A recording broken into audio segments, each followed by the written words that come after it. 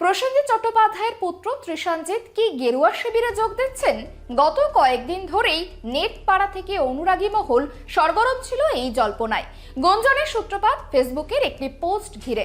পোস্টে দেখা গিয়েছিল জয় শ্রীরাম ক্যাপশন দিয়ে বিজেপি নেতা তথা কেন্দ্রীয় শিক্ষা প্রতিমন্ত্রী সুকান্ত মজুমদারের সঙ্গে তৃষাঞ্জিত ও প্রসেনজিতের ছবি। এরপরে শুরু হয় ফিসফাস। এইবার এই ব্যাপারে মুখ খুললেন খোদ প্রসেনজিৎ চট্টোপাধ্যায়।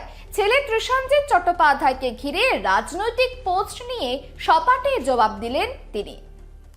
ওর সোশ্যাল মিডিয়া কেউ চালায় না, ওর সোশ্যাল মিডিয়া ওই চালায়। এটা ওর নয়, এটা ওর পেজ নয়। তোমাদের এতটুকু বোঝা উচিত যে একটা ছেলে যার 20 বছর বয়স, ওটা ওর একটা ফেক পেজ। এটাকে আমরা অত গুরুত্ব দিই না, কারণ আজকাল এটা একটা নর্মাল হয়ে গেছে, কেউ একটা চালাচ্ছে।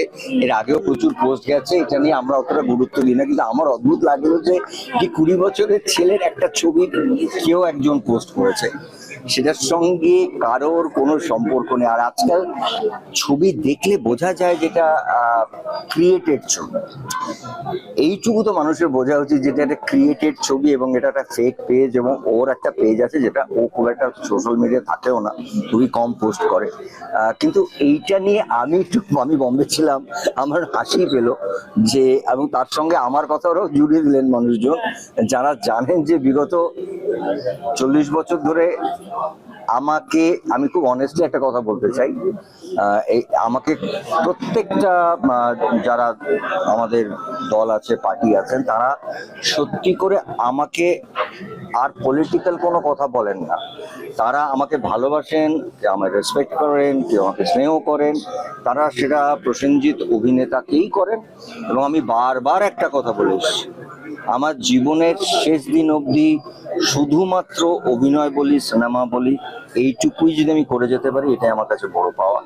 এইটা নিয়ে যখন কথা ওঠে না, আমার সত্যি ভেতরে ভেতরে আমার তোমাদের প্রতিও একটু রাগ হয়, কারণ তোমরা তো আমাকে প্রসেনজিৎ হিসেবে চেনো না, বুম্বা দা হিসেবে চেনো। আমার যদি সত্যি কিছু বলার থাকে আর করার থাকে, সব থেকে আমি আগে ডেকে তোমাদের বলবো। আর মিশুকের ব্যাপারে আমার সত্যি হাসি পেয়েছে, কারণ ওটা একটা ফেক পেজ, এটা আগেও অনেকগুলো। আর ওরা নর্মালি কি করে আমি বলি, যেটা আমার কারোর সঙ্গে দেখা হলে আমি যেটা পোস্ট করি তার মাঝখানে বা ডান দিকে বাঁ দিকে মিশু, ওইটা করা আজকাল খুব সোজা।